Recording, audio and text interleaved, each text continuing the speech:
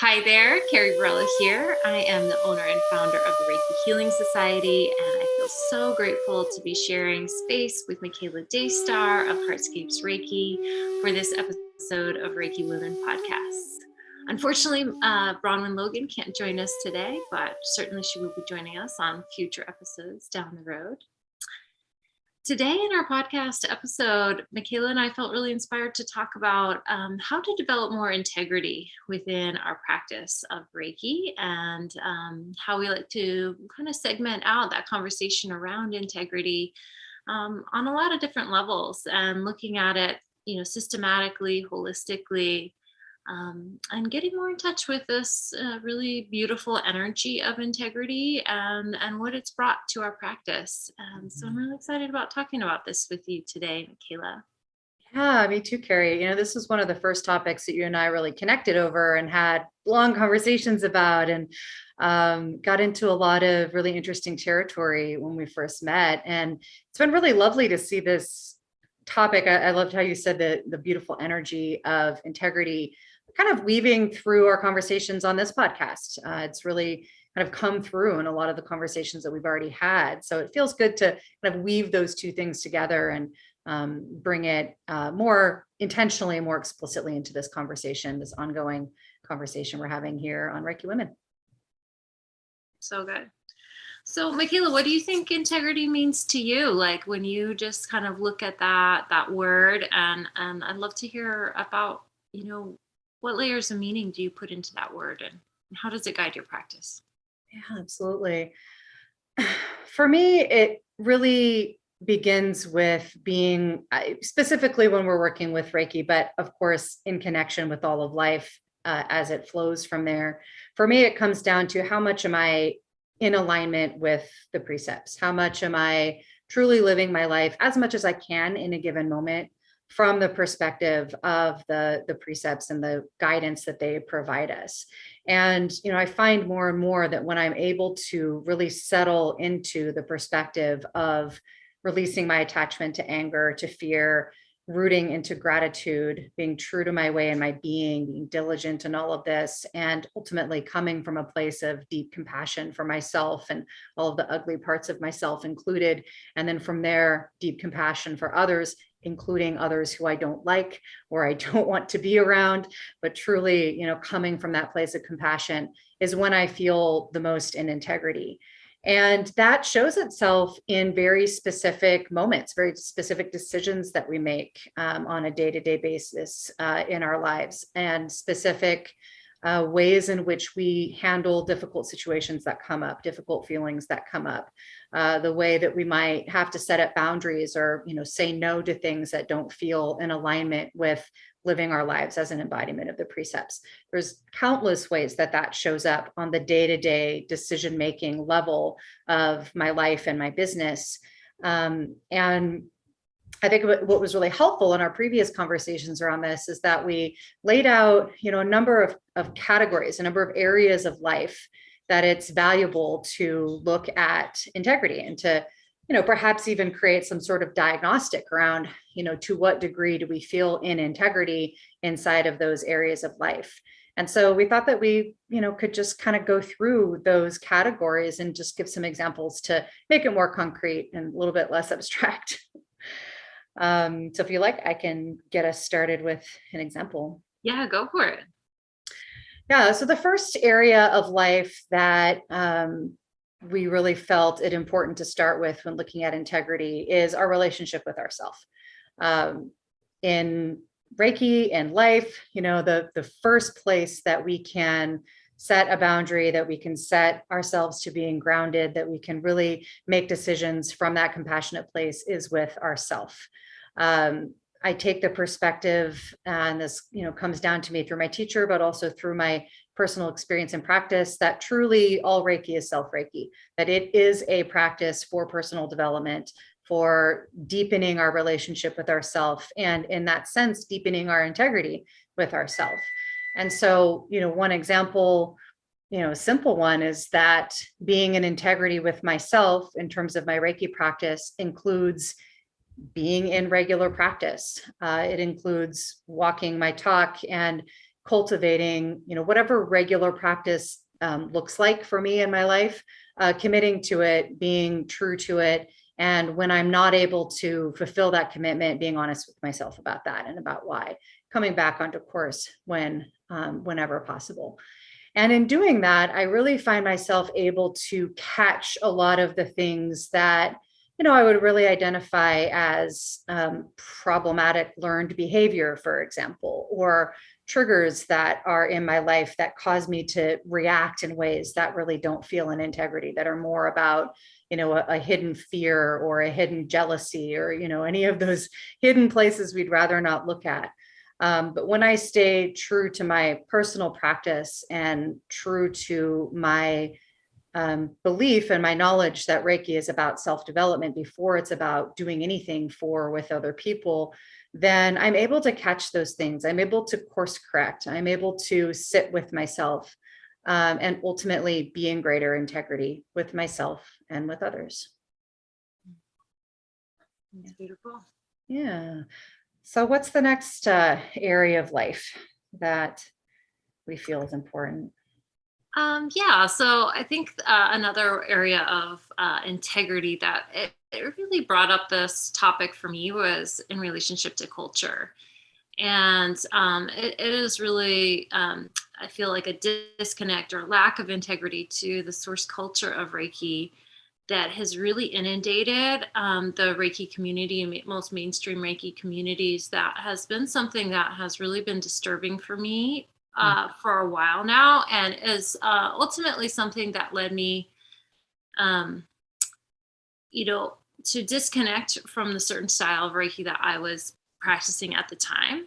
And I don't suggest that that's the same for everybody, but what I recognize is that for a long time within my own Reiki journey is that I did feel a lack of integrity with the way Reiki is practiced and taught in the West. And it really inhibited me from bringing all that I wanted to bring to my students, to my clients, and also, of course, to myself too. And re envisioning how the practice can look like from the inside out, as opposed to, from the top down kind of healing, which I think it is often talked about and described as like awakening your crown chakra or letting the divine energy flow down from different layers of consciousness and different dimensions and things like that. And is lovely as that sounds, there is a real, for me, an intellectual disconnect with that, because I think it takes a big intellectual leap to open ourselves to those kinds of possibilities. I believe in a world of infinite possibilities, but there's that intellectual disconnect that was really challenging for me. But also it neglected this kind of inner to outer healing that I felt like is so transformative and so powerful within Reiki. And that a lot of times the way I feel Reiki is being represented in mainstream Reiki culture is a lot about spiritual guidance, and especially spiritual guidance from entities and beings that aren't really aligned or in any sort of a religious or cultural perspective of Reiki. So it doesn't share Shintoism, for example, talking about an ascended master from more of a Christian tradition. Um, so I find those kinds of topics very problematic, and it felt very disconnected from the type of healing that I really feel I cherish the most from Reiki is getting connected to the wisdom in my body and then feeling that wisdom radiate out and using that inner connection to my own like guiding light to help me move through challenges, confusion, and decisions, as opposed to kind of just, seeking guidance outside of myself. Um, so that's one of the things that I found very problematic, and ultimately led me on a journey to finding a more integrous path within Reiki. And I think I found that now. And the joy of finding that again is that I can put myself into the work that I'm doing and feel so much more aligned when I do it, because it really comes from a deep well of feeling morally aligned with the Reiki that I'm offering. And so kind of cut, that was a long story short to share about why it's so important to be in cultural integrity within Reiki. And I guess that question for me of why that's important, I have my own personal story attached to that, but um, I've studied anthropology, and I have my undergraduate degree in anthropology, and I love culture. I love cultures from all over the world. And through my background in social justice, I see that a lot of indigenous cultures are being basically, globalization has led to genocide, cultural genocide of so many different cultures. And I read a post the other day, and they listed like all of these indigenous cultures that have basically gone extinct because of globalization and because of colonization and because of this very like a Western worldview about domination and superiority over indigenous traditions. And I feel that that is like, it pains me deeply in my heart. And there's that like deep hinge about that feeling morally wrong to me. And to see it show up within Reiki feels very sad to me. It feels sad to kind of take Reiki out of its Japanese roots, out of its really beautiful roots in esoteric Buddhism and esoteric Shintoism. And I'm just like now learning more about that. And so it feels very harmonious. It feels very balanced for me to try to speak and practice Reiki from that deeper place that really embodies and respects the indigenous culture of Reiki, and ultimately also is a way of trying to bring Reiki back to Japan, and allowing for more people of color and also Japanese people to take more roles of leadership within Reiki. Because people of Japanese descent, they know their culture the best, and they can actually give us a great illumination of how these spiritual practices that came, that we see from Reiki are mirrored back in the culture of Japan. And I think that that's really important, that we are looking for people who are from that source culture to really take roles of leadership and be a part of that, of the lineage and the dissemination of Reiki for generations beyond us. Yeah, absolutely. As you're talking, I'm just thinking back to, this moment in my path with Reiki where I almost felt like I had to give it up because I felt that lack of integrity and that disconnection of having not been educated, really in any way about where this actually came from. Like I knew it was Japanese, but not what that actually meant. There was nothing about that in my education, and I didn't know where to find that. And until finding some pathways to re-educating myself as much as I can as a white American, I it felt like I really needed to leave it behind. And so that process, again, back to this, the self practice of continuously looking at those blind spots, those places where I'm really not seeing the complete picture because I'm not immersed in the culture from which this practice came in, and places where, in all humility, I'll never be able to fully see that picture. Accepting that, while at the same time continuing to be in the mindset of the student and the, mindset of somebody who has a great deal to learn. And, that kind of dovetails with, another piece that came through for me at a certain point that felt, again, that I might need to leave this practice behind until finding a solution, which relates to our next category, which is having integrity with others, right? In our interpersonal relationships around our Reiki practice. And for me, I was noticing experiences in my practice early on that there wasn't any ready explanation for, and there wasn't space to talk about. And what I understand now is that those experiences were around moments during a Reiki practice where there might be a trauma triggered for one of the people involved, typically the client.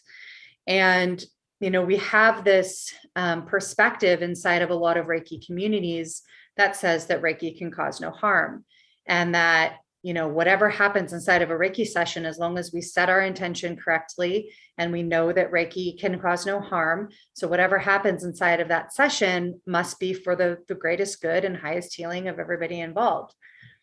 That seemed very simple and very straightforward and very comforting when I first began. But then I would have these experiences, either witnessing them or participating in them, where something would go wrong, some mistake would be made, some boundary would be crossed, and there would be some form of harm that happened in the interpersonal relationship between the people involved in the Reiki session. Often these were what seemed, at least from my perspective, minor trespasses, minor moments, but they began to add up in my mind because we weren't talking about them. What I know now is that these were moments when some form of trauma was being triggered for somebody, and that wasn't understood by our community. It wasn't being named, and we weren't taking precautions around that. In other words, we weren't being trauma informed around that. And I started to question this notion that Reiki can cause no harm, and I didn't quite know what to do with that. And the way that I now understand that is that, Reiki as a phenomenon in the world, Reiki as the spiritual energy that animates us and binds us, connects us together, and roots us in the web of life, Reiki as an energy can cause no harm.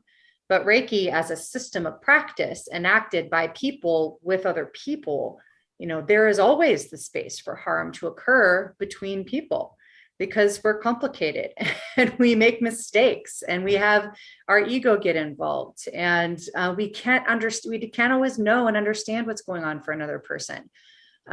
Things that feel really good to one person might feel very frightening or provoking to another person, and we just don't know.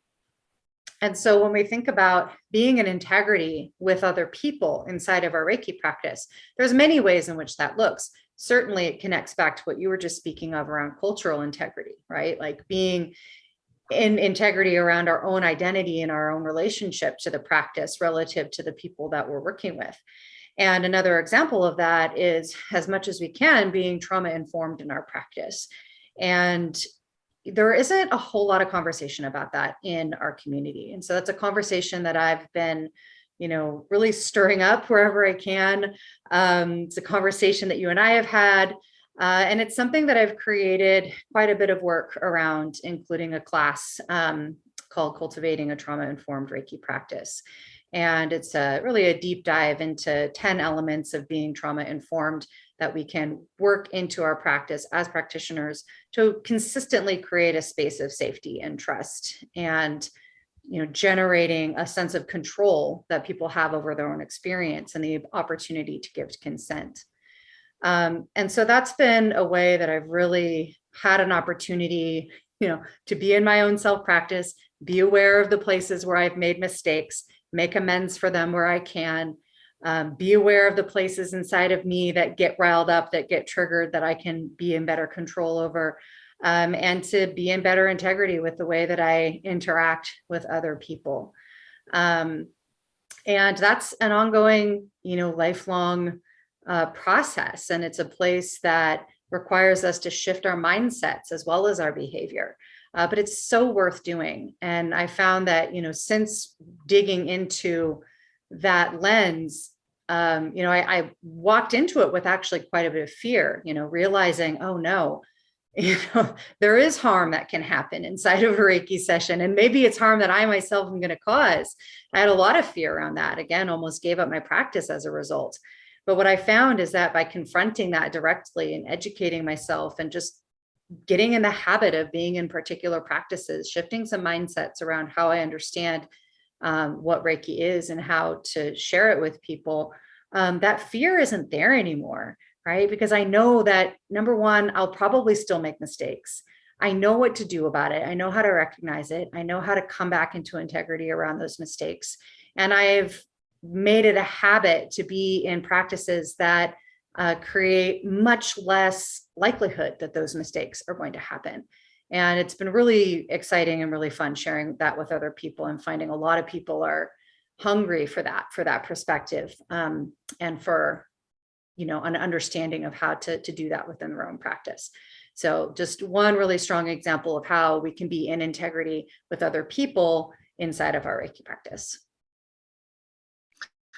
I think that's fantastic. And I've had a chance to take your trauma informed Reiki training, and it was lovely. And what I love, one of my big takeaways from your course was, that the recipient is always in the driver's seat of their own experience and of their own healing. And I think that's really a tenet of Reiki, is that it's self healing, and all healing is self healing. But there's ways in which the practice and the way it's sometimes represented, I think we get away from that. And so I really applaud your work around trauma informed Reiki, because I really do think it brings us back into the heart of, well, how do we heal ourselves, and how do we support our clients as practitioners, and show up for them, and really empower them towards their own healing, and yet at the same time being humble in ourselves, and a willingness to make mistakes, because I think a lot of times the mindset of Reiki practitioners, especially like one of a Reiki master, there's not a lot of space for individuals to have an off day, or have a foggy third eye day, or have their own trauma that's happening in their body, and maybe feeling a little disconnected um, from being able to share Reiki authentically. So anyways, that's something so lovely that I received from your training.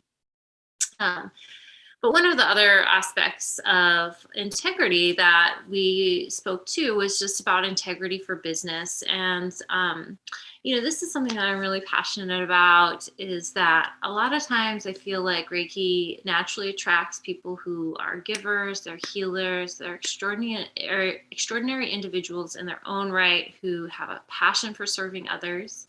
But sometimes in that passion for serving others, they neglect their self. And it's a little bit about what, Michaela was already talking about, is, grounding the practice back in ourself. But that propensity to overgive to others, to in some ways, create actions of self-harm, and maybe you don't realize you're doing it by like giving away an extraordinary amount of Reiki sessions, or undercharging for your services, but ultimately, without that fair energy exchange back to the practitioner, and especially if you're a practitioner who does Reiki as your livelihood, I think it's really important for you to be really clear about your financial goals, how Reiki can support those financial goals, and just making sure that you are receiving what you need to receive from life, so that you can be not on the sidelines of your own life, like cheering on everybody else, but that you can really be in the game, be in the game of your own life, having the joy and the freedom to do what you want to do professionally and personally. I think is super important. And I see a lot of us, and myself included, at times in my life, I just really had to feel like I was on the sidelines of my life, because I wasn't charging enough, and I wasn't making enough money um, doing what I loved. And so having tough conversations about, how we show up and to support ourselves, especially as women, I think that's so important, right? Because it's so easy to undervalue our services. So many women are underpaid, as disproportionately to men. And so using some of the principles of integrity to be really an integrity for yourself around your business, and how much you need to make your life not just be like dull and boring, but thriving and abundant. Yeah, I'm so glad that you're speaking to this. I've come to relate to my Reiki business, Heartscapes, as an entity, as a collaborator, as something or someone even that I'm in relationship with, right? And when we think about it in those terms, we're talking about having integrity with others, with culture, with ourselves. What about having integrity with our business as our collaborator, as the entity in our life that funds our life, that supports everything that we do? It's so important to be in integrity with what our business needs, and then to link that with integrity to others, to culture, and to ourselves, right? Because we can certainly run a business in a way that isn't in integrity with those other things, right? But if we're accounting for all of those things, and then we welcome our business in as a collaborator, as a partner, right? Like there's this cumulative effect of that. That's really, really beautiful, and it can be very abundant. And that connects with, the next area of life. I mean, of course it does. All of these areas of life connect, and they're all dependent on each other to be fully functional. But as we were, thinking through these areas of life, the next thing that really came forward for us was being in integrity socially and environmentally. So what is the relationship between that entity that is our business and the way in which we conduct that business that is in good integrity with the communities around us, with the cultures around us, as you've already spoken to, and with the environment, with the land on which we do this work. And this has been such a centerpiece of my work over the past few years. And this became even more solidified during these past couple of years during COVID. Number one, because I was spending so much more time focused on the land when I wasn't, when the business was shut down. And because it became such a powerful place of solace for me. In addition to that, I was able to give time to really studying, as you were saying earlier, the Shinto roots and the esoteric Buddhist Shingon roots of Reiki, and finding the commonalities with my own Celtic roots in the focus on interconnection with nature. And on the focus of, this is not about humans as individual, isolated beings that then are manipulating the world around us through Reiki, perhaps, or just through our activities. This is about remembering that we're an intimate, interconnected, tiny little piece of this wider web of life. And that coming into a state of healing, a state of balance, a state of wholeness must involve being in integrity with the land that we're on. And connecting back to culture, being in integrity with understanding whose land we're on, right? So beginning with understanding, who the indigenous people are, whose land my business is on. So, I'm building relationships with the Maidu tribes that are around here in this area, and figuring out how to be in better relationship with the people of this land, whose land I'm on, and then how to be a good steward of this land that I am living on, that I'm doing my work on, understanding the needs of the plants and the animals here, understanding our, particular climate, which is very drought ridden in the area that I'm at, how to, hold good space for the life that's here. And in doing so, really receiving the healing of that, receiving the healing of being in good relationship with the land around me. Really taking a strong look at the impacts of people being here on this land and the challenges that can provide.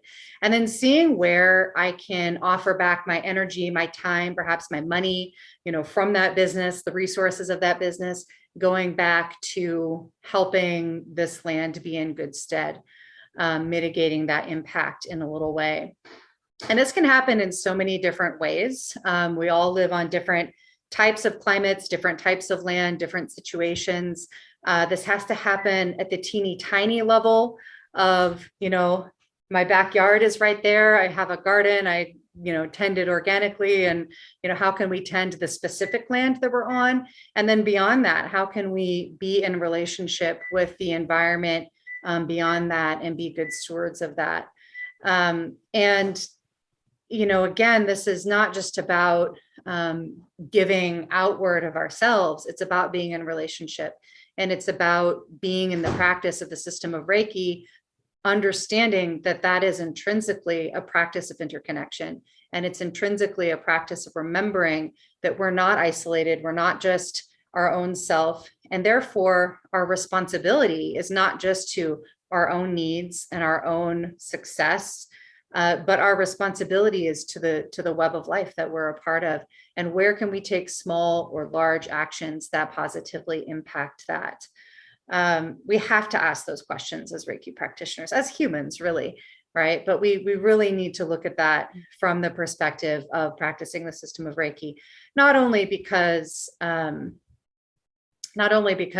it's just what's in right stead and good integrity, but it's what helps our practice be taken to deeper levels, right? When we're in direct relationship with the web of life that is all around us and integrating that into our practice, not having that focus on, leaving the earth or separating ourselves or thinking of ourselves as, you know, somehow superimposed over it, but really humbly looking at the tiniest representation of life and seeing that as something that we can learn from. So it's a big one. It's one that we can take in a lot of different directions, how to be in integrity with the environment, with the land, with the earth on which we practice, with the societies that are around us.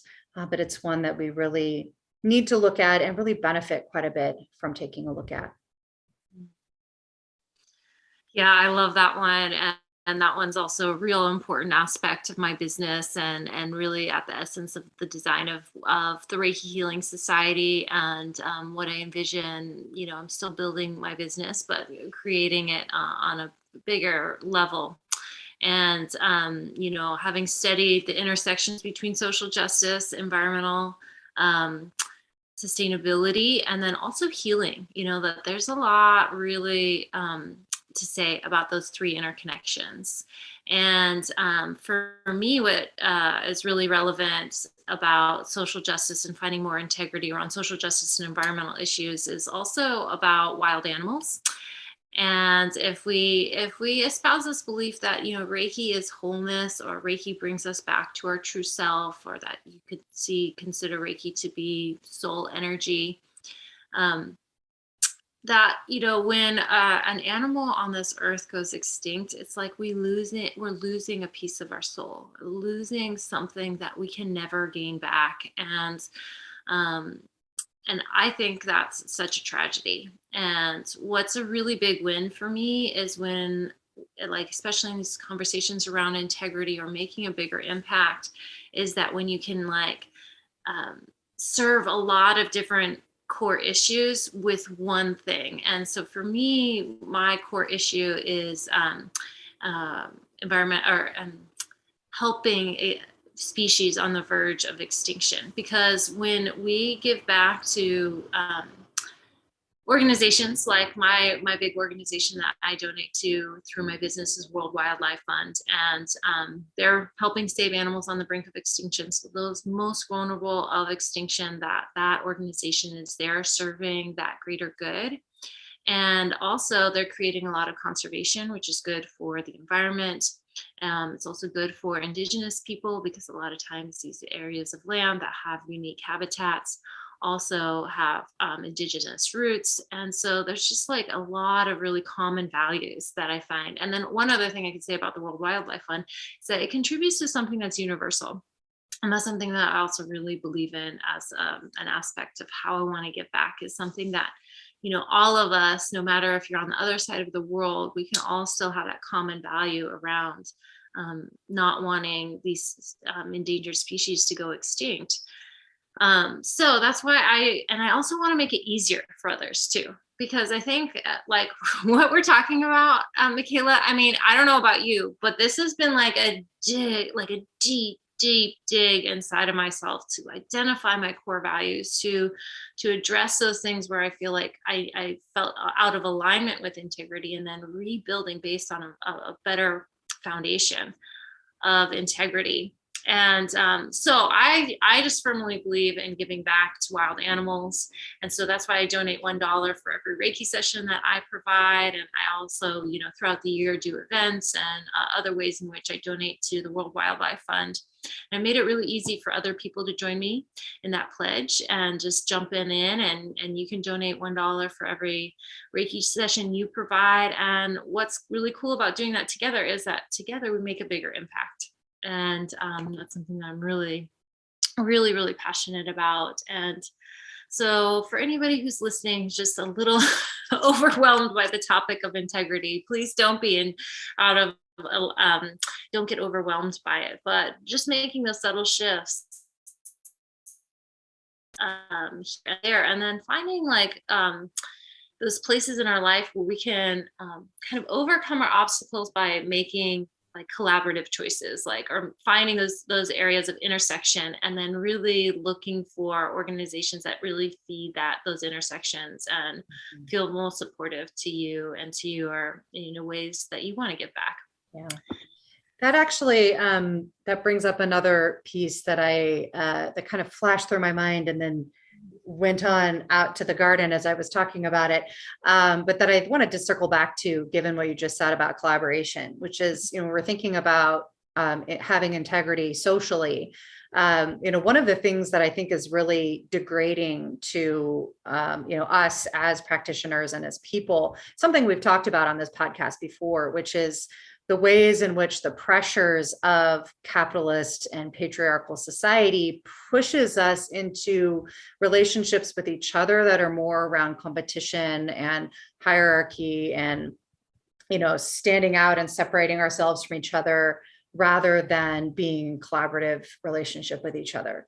And that when we can choose that different path, when we can choose to not see each other as competition, but to instead see each other as our greatest assets, as people who bring necessary perspectives into the sharing of Reiki in the world, then there's something different that happens inside of our businesses. There's something that is in more integrity that happens.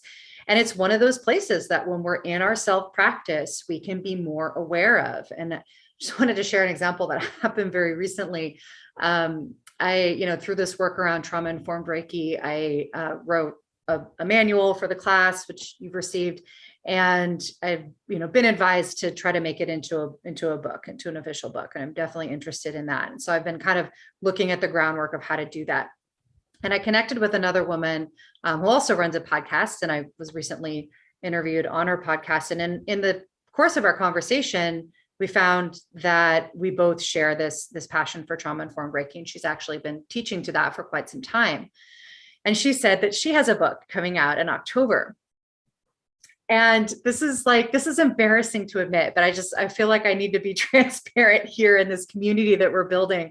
My first response to that was to say, oh no, I was supposed to write that book. That was my book that I was going to write. How can I write a book about trauma-informed Reiki when somebody's about to publish one already, right? It's this profound scarcity mentality, right? That just crashed in on me. There can only be one book on this topic and it's already been written, which is just laughably hilarious, like looking at it in retrospect, but this is like the feeling that came up.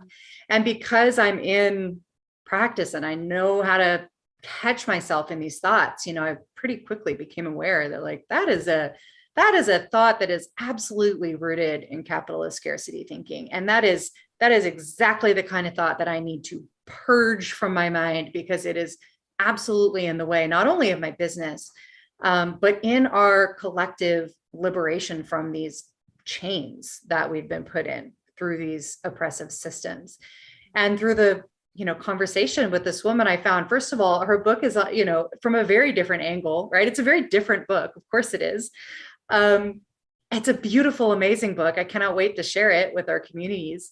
And with her book and my book and other people's book that are hopefully being written around the connections between trauma and Reiki, now there's a field of study that there didn't exist before. And so instead of this scarcity mentality of like, oh, I need to hold this tight, it's like, oh, now there's this field of flowers that's opening up because we're leaning into each other, we're supporting each other. But I just wanted to tell that story because it just happened today. And it was such a clear moment of like, even after so much work around these things, like those beliefs and those mindsets, they're deep, right? Those feelings of scarcity and not enough are deep.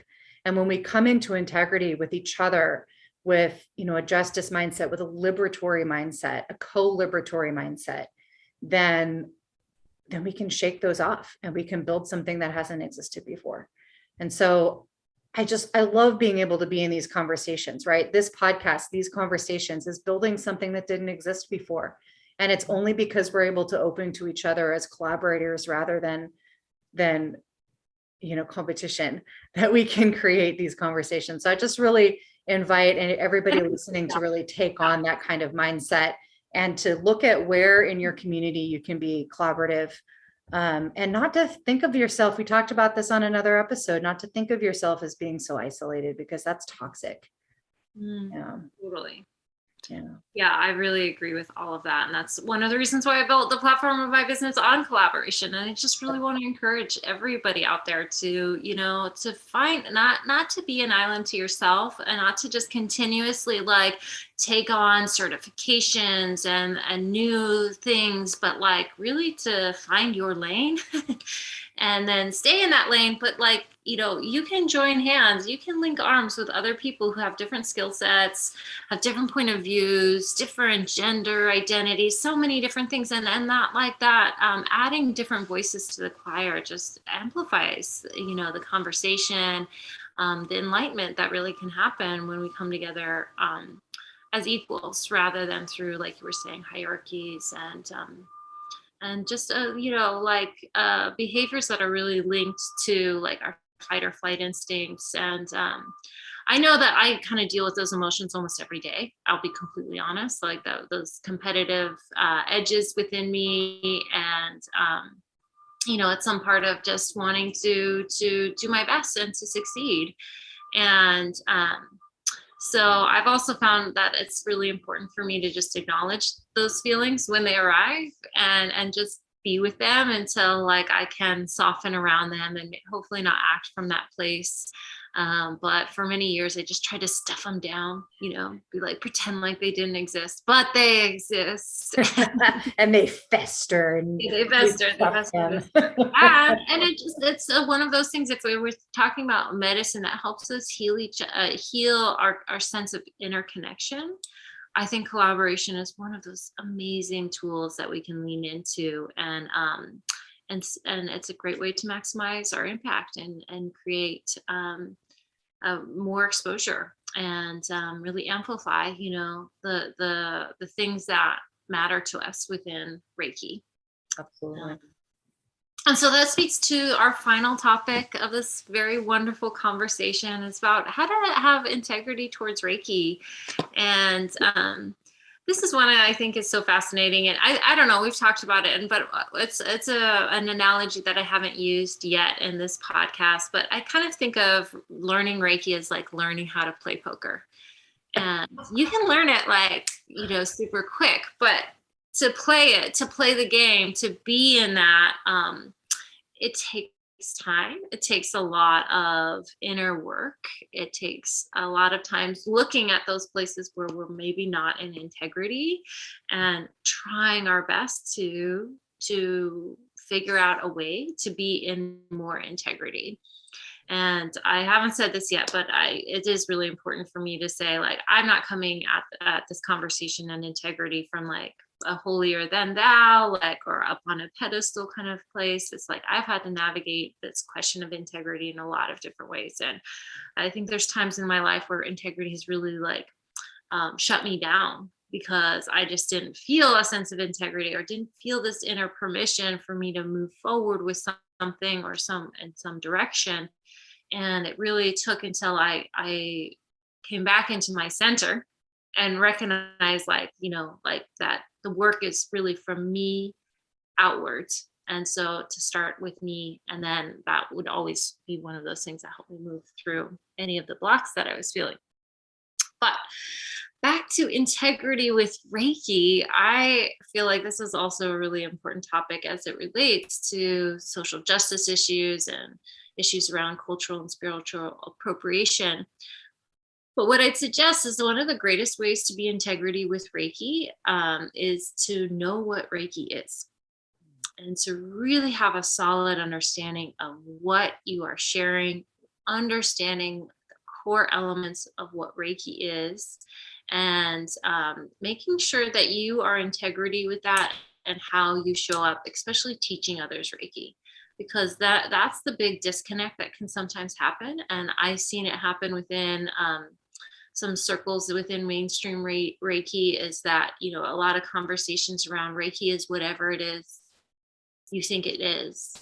Mm. And that is very, shows a great disrespect to Reiki.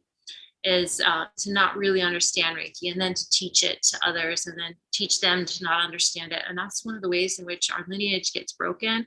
And even just the reputation of Reiki in general is somewhat sullied by that problematic aspect of how Reiki is taught in the West in particular. Um, I'm sure you have a lot of things to say on this matter, Michaela, but I guess one other thing that I should say on this is that respect for Reiki, it goes beyond just having respect for the symbols of Reiki, which is a way, like a lot of times respect is centered around, well, don't show the Reiki symbols this way or that way. And I think it's really an important question to ask all ourselves as Reiki practitioners is how am I in integrity with Reiki? How am I showing up and respecting the lineage of Reiki and really respecting the energy of Reiki as the thing that is moving me to share healing or insight with others. Yeah, so I think for me, with this, it comes back again as so many things do to relationship. You were just talking about the ways in which we relate to the symbols and mantras. And for me, the question is, not so much are we showing them, are we, what are we doing with them, but what's our relationship with them? What's our relationship with the precepts? What's our relationship with the history and the cultural context and origins of the system? To what degree have we integrated that knowledge into our practice?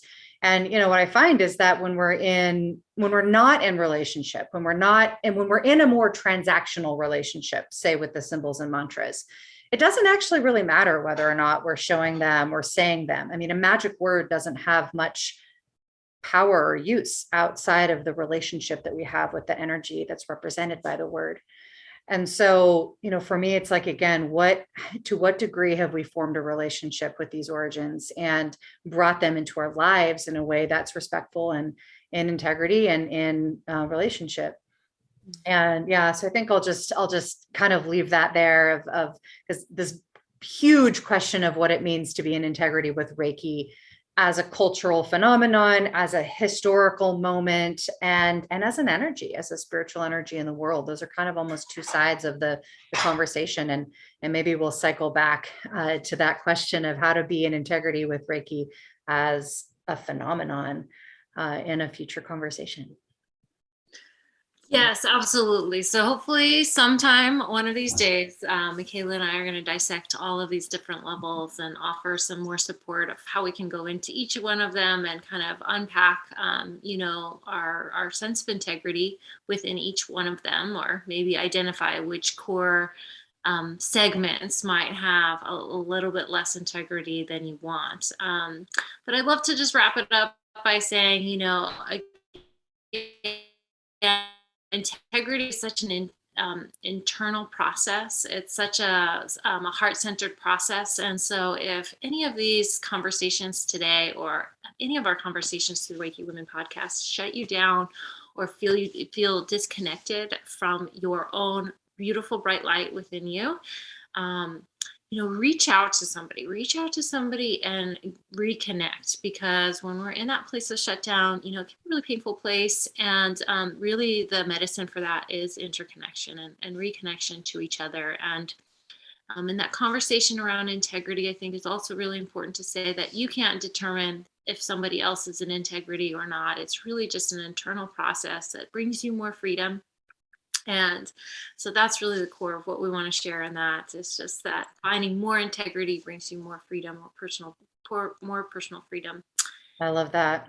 And we want to continue this conversation with you. So please share with us what integrity means to you and how that shows up in your practice, and where you've maybe encountered struggles with that or victories around those struggles. We'd really love to continue the conversation with you in whatever way feels right to you. We'll put some links in the show description, at least on the YouTube version, to the World Wildlife Fund, to some of the other places that we've mentioned in this conversation, so that you can follow up on your own.